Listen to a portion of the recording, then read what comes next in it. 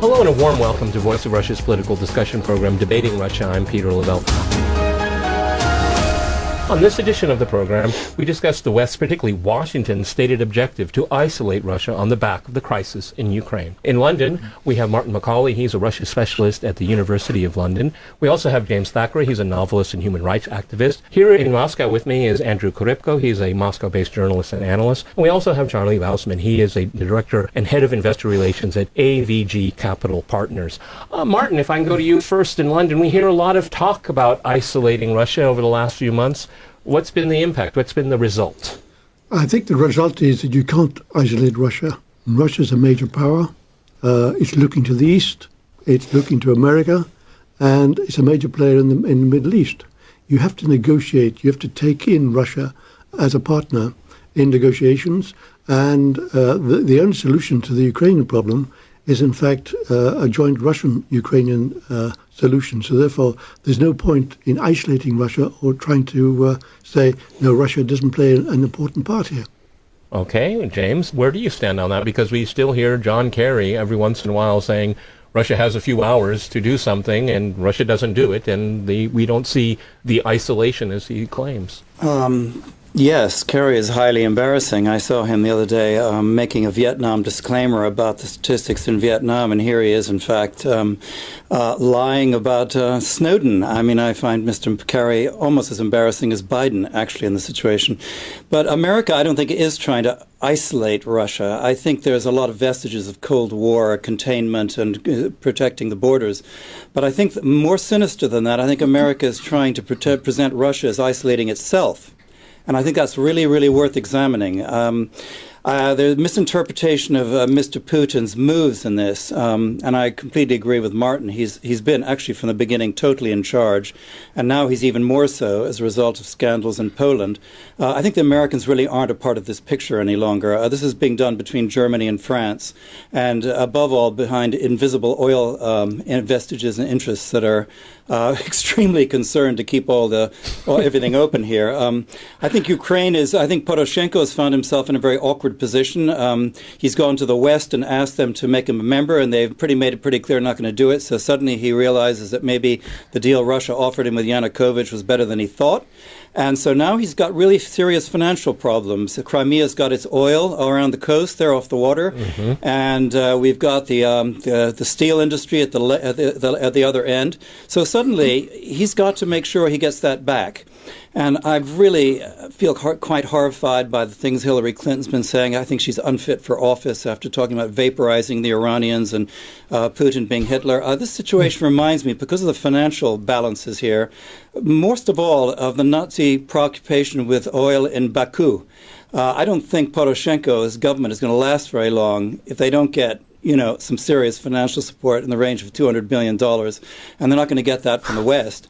So suddenly he's faced with the prospect that if he remains in power, he's got to make absolutely sure he gets a hold of the East. And he's taking the most extreme line. I mean, I've been over the Goebbels papers and everything, and I've never heard that kind of language used on anybody. Parasites, dirt, terrorists. This is his own people. And Human Rights Watch came out with a report. Yeah, but you should think, James, that's the problem. I agree with you. Poroshenko has the wrong partner, and that's the United States, because U.S. policy is made in air-conditioned offices and think tanks, and it's not based on reality of what's going on the ground here. Let me go to Andrew here. James brings up some really good points. There's individuals that have been sanctioned. But when it comes to important sectors like the oil sector, I think, Madam Merkel gets a few calls from the energy sector in Germany. The Americans are here in a very big way, and deals are still being made here. It's rhetorical, most of it, isn't it? Yeah, I think it's mostly rhetorical, and it's morphed into a type of slogan. It's really good for American politicians with election campaign coming up. Of course, we have the midterms, and eventually, as was mentioned, there's going to be 2016 presidential elections. And ironically, it seems to me that while the West, or in this case the United States and some individuals, are talking about isolating Russia, this kind of isolates these individuals from the Russian market itself, which, I mean, it's one of the largest in the world. Russia is one of the largest economies, and it was already mentioned that Russia will have to be needed to help bring some type of peace and stability to Ukraine, but not just Ukraine. Russia is also necessary for Syria and Iran. This makes Russia a huge Middle Eastern diplomatic power, if you will. Russia's going to be... we have Russian planes arriving in Baghdad, don't we? Yes, they've already arrived, and actually that's one of the reasons that some people may say that ISIL hasn't been advancing because air power was is the game changer, if you will. And then you also have a Russian role that's going to be played through the CSTO with the Afghan withdrawal in 2004, later on at the end of the year. And also what a lot of people forget about is Russia's involved with North Korean nuclear talks. So Russia's all across the board diplomatically, and it's impossible to isolate something like this. Charlie, you're a businessman here. You're involved in investments here. Let's look at before the crisis and now, and think of the term isolating Russia. Yeah. Where is it? How does it fall? Well, it's pretty clear to us that in no way has any isolation occurred yet. I agree totally with Andrew that it's very much a slogan in the West that seems to be needed for some kind of domestic consumption there.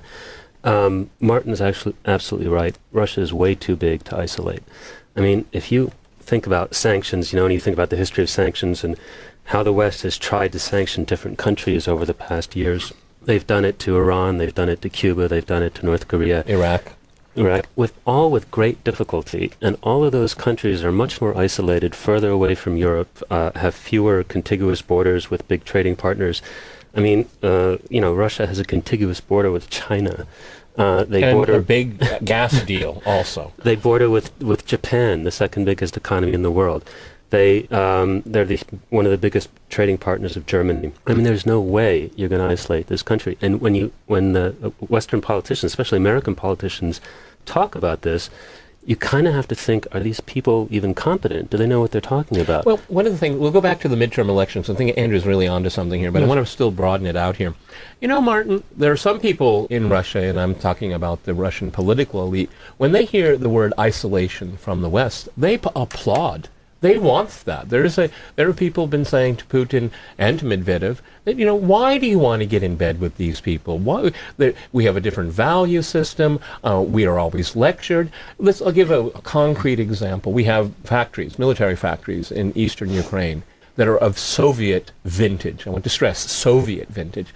Well, as things continue to sour in Ukraine, Russia's going to have to build its own new modern factories here. And this is something that isolation has the other sides to it, because it makes Russia, and I had it on the program last week, we talked about the economy. This is actually an economic driver that can be used to Russia's advantage. Go ahead, Martin. You're absolutely right. You can't isolate Russia, but you must remember also that there are military factories in Ukraine, which the Russians rely on for their military equipment. The other thing about America and the sanctions, the Americans have the capacity to isolate the international banks from doing Russian business with Russia. They're going to hit the Germans for sanction busting. They've hit the French and so on. So that can be done. They also, in high technology, in space research and satellites and things like that. And the high tech for the military, some of the things are in fact American. So therefore, the Americans have an interest, the American industrial, if you like, the military industrial complex, they've got an interest in doing business with Russia because they want to expand their market, and Russia is potentially a very important market. So the Russians themselves, if you look at the economy, the Russian economy at present is running into recession, and what is needed is a lot of new investment. Crimea may in fact cost $8 billion. And eastern Ukraine, President Putin seems to have decided that eastern Ukraine is too difficult. It's not worth getting involved there because of the expense and also the international problems it would. I think one of the things that isn't voiced very much here, and it's my strong opinion, is that it was the West that went in and changed the status quo in Ukraine, a forced coup. The country is in a spiral, and we all know that. But the interesting thing is that Russia isn't obligated to fix Ukraine. It's been broken by someone else. James, we've been mentioning the banking sector in Europe and America, and one of the theories being thrown out right now is that Russia is trying to divide the Americans from the Europeans because they have very, very different business interests. Do you buy into that? Well, I think America's strategic position in these discussions. I mean, I understand what you're saying, Martin, about the finances, and it could get worse. But I think that Germany and France are controlling the issue here, and I don't actually think that. I mean, we've gotten past the point of splitting America from Europe, because I think Sikorsky and his crowd in Warsaw have been pretty well silenced in this, and that was where an awful lot of the cheerleading was coming from. I mean, we're in a very different situation in the last interviews I was in here. It's much quieter. It's between Ukraine and Russia and the oil companies in Europe. So I don't think that's even an issue any longer. I do think that Putin. Last night I was at a reading of a spectacular new translation of The Bronze Horse, and Putin talks a lot about Peter the Great, and I was interested in the line in this poem, which I had never had real access to before, about hewing a window to the west. I mean, Putin is in some difficulty here in following a very Peter the Great line, because Peter was also quite contemptuous and wanted to denigrate his neighbors, the Poles in particular, and he's had to pay a hell of a price for that. Russia has, for centuries. So we have here a young generation of Ukrainians who've got rather bad government, and I think that the way that Putin deals with this situation, and make no mistake, this is war. If he makes the wrong decisions at this point, we're going to be in an exceptionally serious situation that he may even lose control of. So I hope that he's thinking that this appearance of Sovietization, and I would say it's an appearance. I'm a Cold War warrior. I saw the Soviet Union. This is an appearance. But it is, in a way, following the Peter the Great line. I think something has to be done about this appearance. I think it's a public relations problem, because this has come up again. And all the Cold War warriors, the mothball fleet, as I call them, have come out of the woodwork to make a huge amount of propaganda about Cold War being revived and whatever. That's not what's happening at all. I think what's happening is more or less what Sikorsky said was happening when he was being eavesdropped on. Forgive my putting it this way, but he claimed that he did a lot of sexual favors for Americans and they did nothing. They were feckless and ignorant. So, I mean, I think that's more or less right. And I think Obama is, in a sense, Putin's best friend in this. I don't want to hear Obama criticized, if you don't mind. I think he's your best friend. I think he's Russia's best friend. He and Putin have a great deal in common, as I've said several times already. So I don't think America is really... But James, he has the worst foreign policy team imaginable at this time. It's extraordinary. His weakness is not that he's a weak president, and it's not that he's indecisive. It's just he chose the wrong people around him. This is the real problem here. Well, his foreign policy team, can I just butt in there? We're for many years, 8 years, we're lobbyists in Washington. So when Clinton took over, these were not very professional politicians, and we're still living with that now in the Democratic Party. You're listening to Voice of Russia's political discussion program, Debating Russia. I'm Peter Lavelle. Andrew, I read this morning on the way to this recording 3 different articles in Western media, supposedly highbrow, about Russia's invasion of Ukraine. Can you tell me the date of that, when that happened? Well, it hasn't happened. That's my point here. And I'm just echoing and agreeing very much with James here, because this is what has happened here. All right, let's go back to sanctions and isolation. Can I jump in for a second? Go ahead. Something Martin said. Martin was saying that the U.S. does have the capacity to sanction Russian banks the way they've been doing it with European banks. But, that's actually not going very well, the whole European bank sanction thing, because... and it's because the U.S. looks incredibly hypocritical when their major banks over the last 10 years have pulled off basically what are just huge crimes that people are writing about. People like Matt Taibbi, for example, at Rolling Stone, has come back at this again and again and again, saying, look, how is it possible that we haven't prosecuted anybody? How is it possible some of these people haven't gone to jail? How is it possible these banks haven't paid massive, massive fines? In fact, we've given them money to keep them alive. I have the answer. Putin did it. It's Putin's fault. So now the Europeans are saying, wait a minute, and you're fining our banks? Excuse me, are you saying here? And it's the same thing. I mean, the whole financial sanction thing isn't going to work. Andrew, you wanted to jump in? Yeah, what I think is interesting is just in general, when I'm looking at this whole mix of things, I think in the past it seemed as though the West had this initiative. I mean, they're the ones that are trying to implant sanctions. They're trying to give Russia a black eye. They're trying to isolate Russia in the world community, so to speak. But what's interesting is Russia itself has almost acquired a new type of significance and impact as a result of this crisis. I mean, when you look before this, Russia stood up to the United States in Syria, stopped a war. This is one of the first times the U.S. has actually backed down. Lavrov and Putin gave Obama a diplomatic retreat. It happened. Then one can almost say that Russia snubbed the U.S. after the Crimean unification. So in a way, what you're seeing is Russia was resisting this Washington political consensus of unipolarity and sending a message all across the world of state sovereignty. And this resonates with many. This type of alternative, there hasn't been such a type of alternative message since the end of the Cold War. I think that's exactly what Obama probably intends. I mean, he's got an establishment around him that appears to be strong. I think he would rather take non-intervention, have it interpreted as hypocrisy, frankly. I mean, I think that they've been very happy to go along with Lavrov in these situations. I think it was understood that if they got into Syria, Israel would become involved, and you'd have World War III. It was one of the most scary moments, at least in my life. I don't actually think that, I think Putin has scored exactly what he wanted to do in this. He's been Peter the Great. He's come forward. China and Russia are coming into the world together, and Russia has interests all over the planet. I mean, for example, in Paraguay, the entire beef industry is shipped to Russia, and I think they ought to be keeping a better look on that because a lot of tribes are being wiped out by the cattle people down there. I mean, the Chinese are everywhere. They've been rather careless about their investments, but they don't export military. And I think Obama understands. He's dealing very closely with Xi, and I think he's letting Putin come forward. I mean, I think he's allowed it to happen. I don't think this is something that has been uncollaborative. I mean, I agree with the foreign policy establishment, but when were they ever able to do anything? I mean, they've been a catastrophe since the Korean War. Okay, I can agree with that. Martin, going back to the U.S. foreign policy establishment and Russia, and particularly Vladimir Putin as a person that gets kicked around a lot in Western media. Martin, it seems to me, and Syria has been mentioned here, and I think that's important, people like Victoria Nuland, she doesn't want Russia and Putin to help out in Syria or help out in Iran or any other place. This is the problem because Russia wants to and can be an effective player. The United States sees Russia as siding with the other side. They see Putin as somebody who's basically anti-American. If the Americans want something, Putin doesn't want it. If the Americans are against something, then Putin's for it. So I think they have this view of Putin, that he's basically anti-American, and this is emotional rather than intellectual. And to go back to Peter the Great was a great Westerner.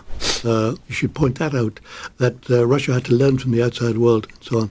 And Putin, at present, is saying that there is a Russian world, and the Russian state should protect that Russian world against the encroachments of the outside world, against the encroachment of the United States and elsewhere.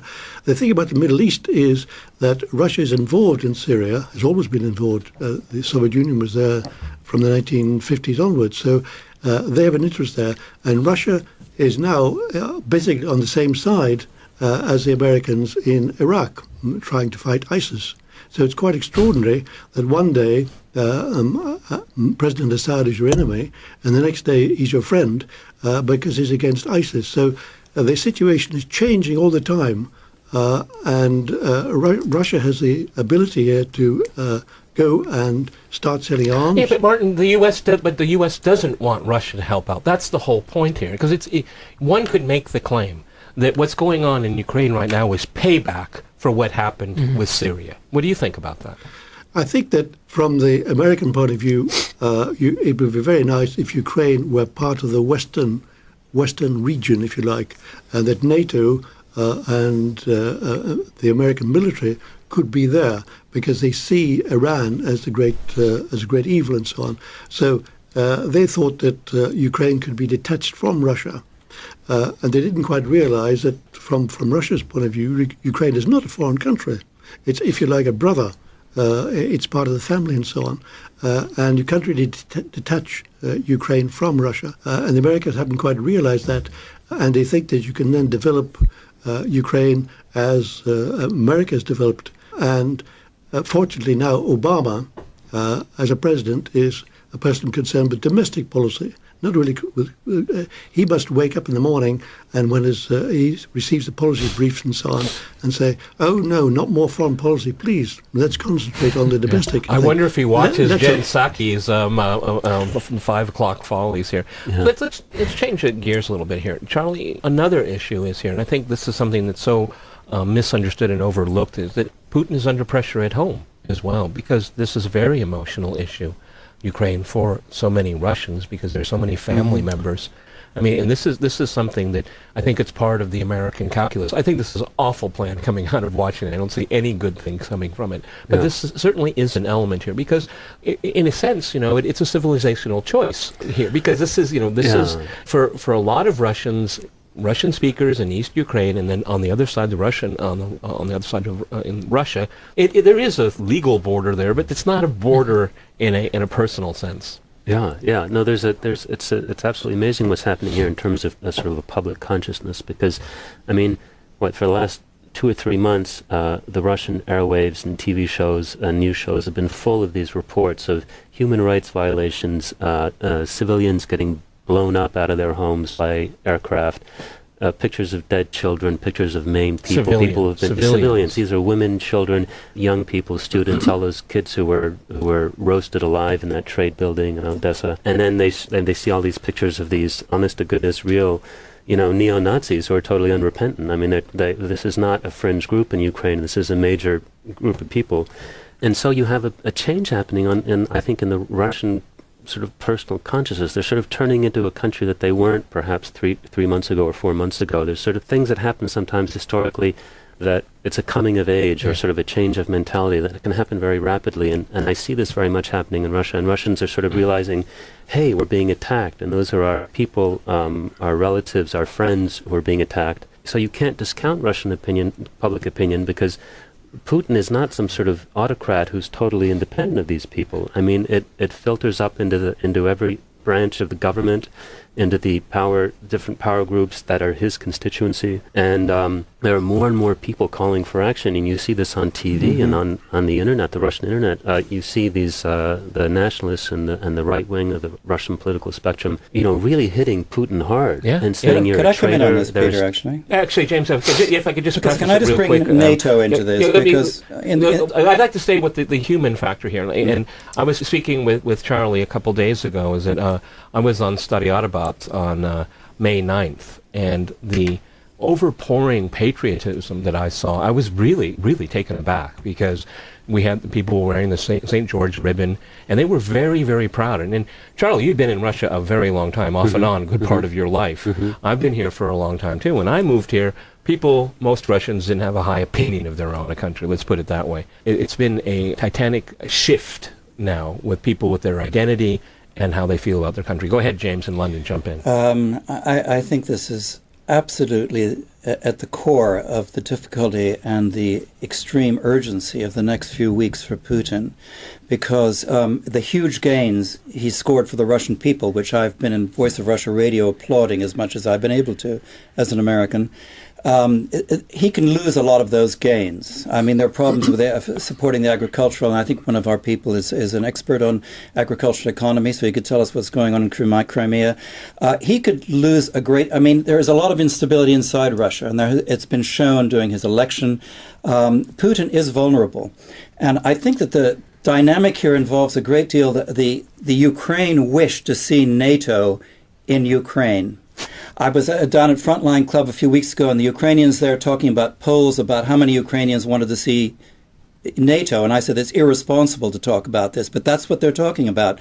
There's something so savage about the way Poroshenko is going into those countries, into Donetsk, for example, approaching it, that it's as if he's trying to provoke an invasion from Putin. And I mean, the moment that there was any sign of that, then Rasmussen would come forward, and you get this cartel of let's get NATO into Ukraine. At all costs, this has to be avoided. And I mean, it's an extremely difficult call for Putin, actually, because it'll be extremely painful, even for people in the West, to see Russians brutalized in their own country by this government with all of its horrible rhetoric. You're listening to Voice of Russia's political discussion program, Debating Russia. I'm Peter Lavelle. Martin McCauley, you wanted to jump in, please. If you look at the rhetoric in the last week in the Russian press about Ukraine, it's been toned down. They hardly use the word junta or fascist to describe the regime in Kiev. And if you go back to the speech on the 1st of July by Putin to his ambassadors and others, it was in fact very, very mild when it came to Ukraine and so on. So I take those two references as meaning that he's drawing back and that he sees the risks that going into eastern Ukraine are far, far too great. And therefore, he's in a difficult position, as everyone has said. He has to tone down his rhetoric, and there's a very strong establishment in Russia which would like to get involved in eastern Ukraine and so on. Nationalism and nationalist euphoria is very, very great. And he, in fact, appears now to be trying to calm all this down. This could be very difficult for him because he's got to lose support. Martin, my theory about this is, and I want to turn to Andrew about it, is that there's always these constituencies in both camps, if I can put it that way, that love to use the rhetoric of something must be done, something must be done. It seems to be the new foreign policy mantra for everyone, irrespective of what side you're on. But Andrew, it seems to me, thinking about what Martin just said here, Putin has the long-term plan here, because we I want to turn to Charlie about the economy in a second, but we have austerity being introduced in Ukraine. We have hostilities. We have instability. We've had political parties attacked, even to the point of being destroyed.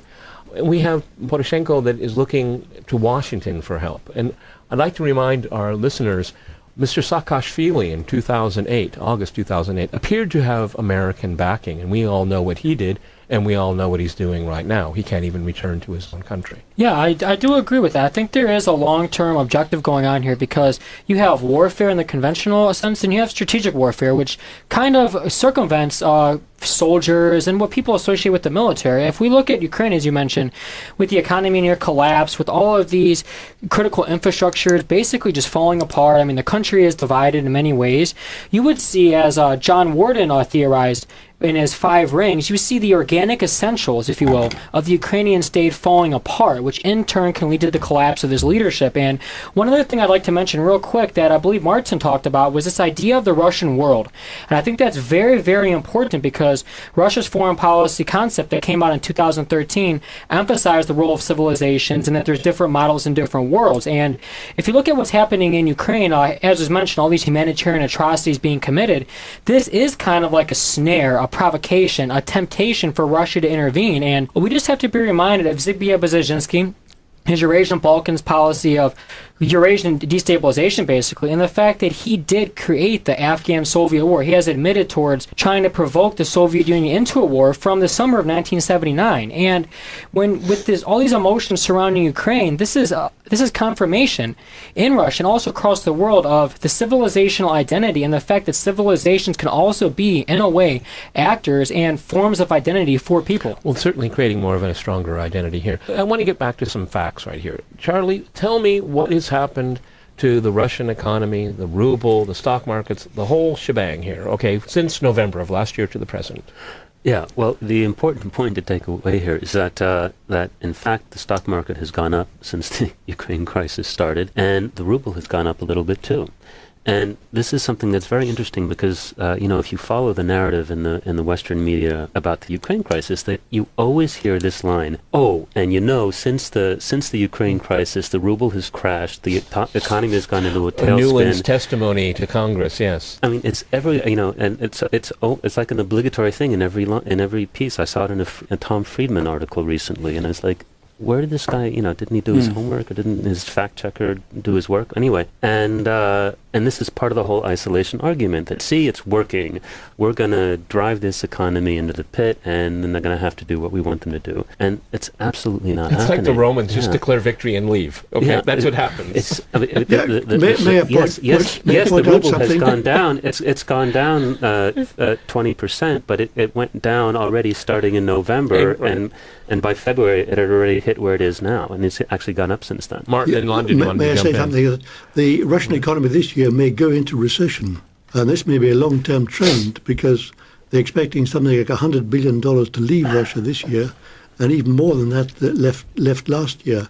And FDI, foreign direct investment at present, is in fact slowing down. So, well, Martin, I disagree with that. I get on a daily basis from my good friends in the financial community here in Moscow a morning note from a number of investment banks, and the worst case scenario is 0.3% growth. But no one in Moscow here is talking about recession. Deutsche Bank just came out with 1%. 1%. For 2014 growth, whereas in the United States, I think it's going to be minus 0.5% or something. So Russia is actually doing fine compared to the environment it's in. I mean, the economic area that it's in. And I'd like to point out to our listeners here that this started in August of last year. This was an intentional decision by the ministries and the government to stop stimulating the economy. Again, Andrew, what did you call this? To drive down the ruble. To drive down the ruble. Yeah. If you look at it, it's to create a floating currency. I know that's one of the larger long-term goals of Russia is to have this currency that's a bit more flexible. And yeah, Peter, as you mentioned, I mean, these decisions were made back in August before anyone was even talking about a Ukrainian crisis, let alone Crimean unification, sanctions, and this whole scenario that we have now. James, do you agree or disagree with my long-term plan here that the Kremlin may have here? Because what is happening in Ukraine has to play out. Because I don't see. I suppose maybe if there was just a massive ethnic cleansing on a massive scale, then a right to protect intervention would be justified. But anything short of that, there's not going to be an intervention. I think if Putin were to go in, given the internal problems, it would not be categorizable as a humanitarian intervention in human rights terms. But in terms of the economic thing, there's a paradox here that's not being mentioned in terms of the word isolation, which is very important because it also bears on finances. America is got quite a strong economy, partly because everybody in the world considers it pretty well regulated. So people from all over the world, I mean, the Chinese, everybody want to invest in America. America, in its foreign policy, after these two wars, and in fact after Vietnam and Korea, is completely isolated. It's America that's isolated. I mean, we have our reputation. What this conversation seems to me to have been about is the reputation of Russia, the reputation of China, and the reputation of America. These three powers are going to have to get along. These are part of the strategic balances. We should be, as Blair, I think, rightly pointed out, we should be working together to deal with the caliphate, which has just proclaimed itself in a very, very visible way just a couple of days ago. We must stop provoking. I mean, I gave to somebody here the other day this extraordinary fact that's come out that Brzezinski actually was threatening the Russians and the communist regime in Afghanistan not after the Russian invasion but before it. And when you think that the Bush was encouraging the Euphrates boat people to rise up, and then when they rose up, they didn't come to their rescue. I think the Ukrainians should be very, very careful about expecting the Americans to intervene in any way. I don't think they're capable of doing it. I don't think they're prepared to do it, and I don't think they're going to do it. I don't think Merkel would let them do it. I mean, she's much closer and understands Putin much better than the Americans do, and I think they must understand this by now.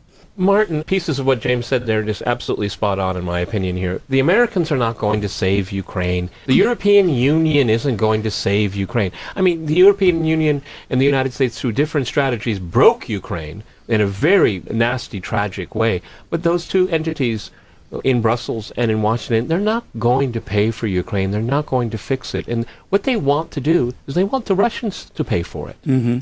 I think that if Obama had a choice, Ukraine wouldn't exist. It wouldn't be a problem that he wanted to entertain. So from his point of view, please don't bother him with Ukraine. But the IMF and World Bank would presumably provide some money and so on. The European Union has a much closer interest because if Ukraine becomes a failed state, it collapses and so on, you'll have a flood of refugees. And where will they go? They'll go westwards. They'll go into the European Union. Well, they're not going to go to Texas, that's for sure. No, and that's my point here. That's my point here. They're not going into America, but they will go into Eastern Europe and then into Western Europe and so on. So the European Union must keep Ukraine afloat. It must put in some money and help the government to function and so on, and hope that it will gradually grow from its present desperate state. And from Germany's point of view, they will try and integrate Russia as well because of German economic interests in Russia and so on. So Germany will in fact push Ukraine and Russia together, economically together if they can, and develop in that way. Because if you look at the European Union now, if you look at the people who are taking over from the present establishment, they are basically German. So therefore the European Union is Germany, and Germany will decide the policy towards Ukraine and Russia. Peter, can I answer your question? Go ahead, James. Go ahead. Can I add? Can we just phase two? I hope I've been often enough completely in support of the Russian people for months now to be able to say this, that I think Putin has a great opportunity at this point because he has got this popularity. He has, in a sense, pulled the Russian people together in the Peter the Great way, but he's also used some fairly draconian Peter the Great methods internally. And I think that a way of compensating for his, I think, powerlessness, if one isn't going to imagine something like Colombia with the FARC going on in eastern Ukraine, I think he doesn't really have an awful lot of ability to save eastern Ukraine. And one way he can deal with this is loosen up a bit on rights internally in Russia. I mean, I'm not want to make a big pitch about this, but I mean, there's been some Peter the Great deprivation of rights and whatever, and Putin could consecrate himself as a great world moral power, which I think Russia in many ways is, by loosening up a bit internally. I think that would be a kind of payback and a consecration of what he's achieved in this situation. So you think Victoria Nuland would give Putin cookies for that? I think Victoria Nuland is an idiot. I mean, I don't think she... Why are you quoting her at me? I mean, she's a cookie person. And she also says, F*** Europe. So, I mean, what kind of foreign office do we have? I mean, it's so embarrassing to be American at the moment. I just don't know why the West has to treat Russia like a child. Russia doesn't going around the world starting wars. I mean, on the issue of human rights, if you live here for a long time, you notice there's a pretty powerful fifth column here. And that's what they're worried about. I agree on some of the things that happen. Russia is certainly not a monolithic place, and there are people in power that make decisions and do things that sometimes I find appalling. All right, gentlemen, we've run out of time. I want to thank my guests in London, Martin and James, and here in Moscow, Andrew and Charlie. You've been listening to Voice of Russia's political discussion program, Debating Russia. I'm Peter Lavelle. Stay with Voice of Russia.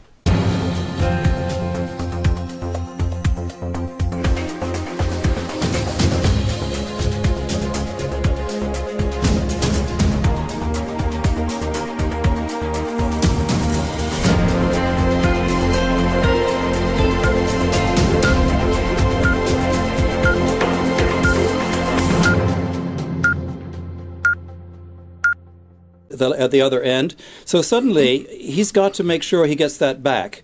And I really feel quite horrified by the things Hillary Clinton's been saying. I think she's unfit for office after talking about vaporizing the Iranians and Putin being Hitler. This situation reminds me, because of the financial balances here, most of all of the Nazi preoccupation with oil in Baku. I don't think Poroshenko's government is going to last very long if they don't get some serious financial support in the range of $200 billion, and they're not going to get that from the West. So suddenly he's faced with the prospect that if he remains in power, he's got to make absolutely sure he gets a hold of the East. And he's taking the most extreme line. I mean, I've been over the Goebbels papers and everything, and I've never heard that kind of language used on anybody. Parasites, dirt, terrorists. This is his own people. And Human Rights Watch came out with a report. Yeah, but you should think, James, that's the problem. I agree with you. Poroshenko has the wrong partner, and that's the United States, because U.S. policy is made in air-conditioned offices and think tanks, and it's not based on reality of what's going on the ground here. Let me go to Andrew here. James brings up some really good points. There's individuals that have been sanctioned. But when it comes to important sectors like the oil sector, I think, Madam Merkel gets a few calls from the energy sector in Germany. The Americans are here in a very big way, and deals are still being made here. It's rhetorical, most of it, isn't it? Yeah, I think it's mostly rhetorical, and it's morphed into a type of slogan. It's really good for American politicians with election campaign coming up. Of course, we have the midterms, and eventually, as was mentioned, there's going to be 2016 presidential elections. And ironically, it seems to me that while the West, or in this case the United States and some individuals, are talking about isolating Russia, this kind of isolates these individuals from the Russian market itself, which, I mean, it's one of the largest in the world. Russia is one of the largest economies, and it was already mentioned that,